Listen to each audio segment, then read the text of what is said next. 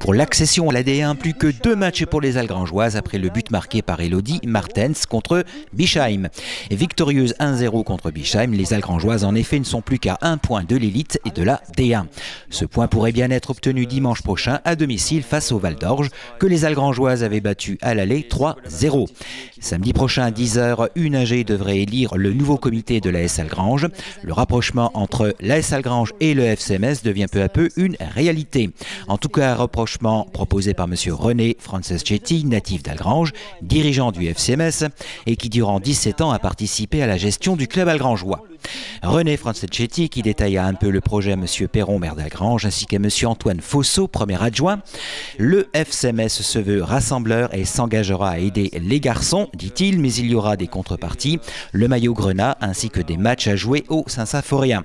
Il faudra également une école de foot et une équipe de U19 en national. Propos recueillis par Le Républicain Lorrain. Et justement à propos de la création de l'équipe U19, Salle de l'Étincelle d'Algrange fut conviée par l'AS Algrange, les meilleures joueuses et espoirs de la région en matière de football féminin.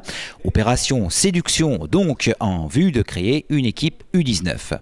Jérôme Orionnet, entraîneur de l'AS Algrange. Alors dans l'éventualité d'une accession en D1, nous allons être obligés de créer une équipe U19 dans un championnat national. Donc on a sollicité les meilleures joueuses de la région pour les informer que nous allons avoir une équipe qui va jouer dans ce championnat de France face à des grandes équipes comme PSG, Juvisy, Guingamp.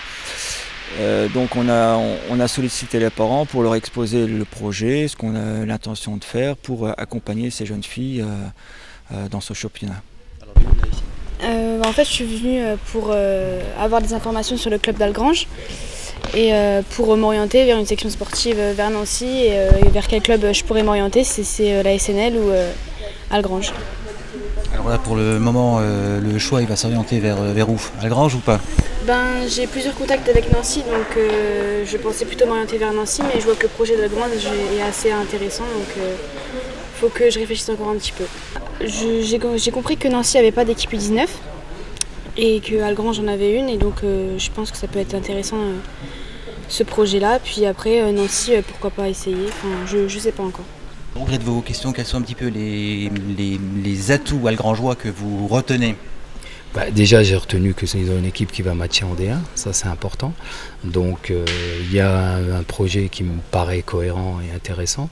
Bon, j'ai surtout apprécié l'intervention du monsieur justement où la priorité reste quand même l'école et qu'il y a un véritable accompagnement, et c'est surtout ça dont les parents, je pense nous parents, on a besoin, parce que on a besoin aussi de se sentir rassuré, de savoir qu'il y avait une véritable prise en charge, et voilà, et que le côté scolaire ne soit pas mis de côté. Et visiblement, c'est d'après ce qu'on vient de nous dire, il y a quand même des choses qui vont être mises en place dans ce sens-là.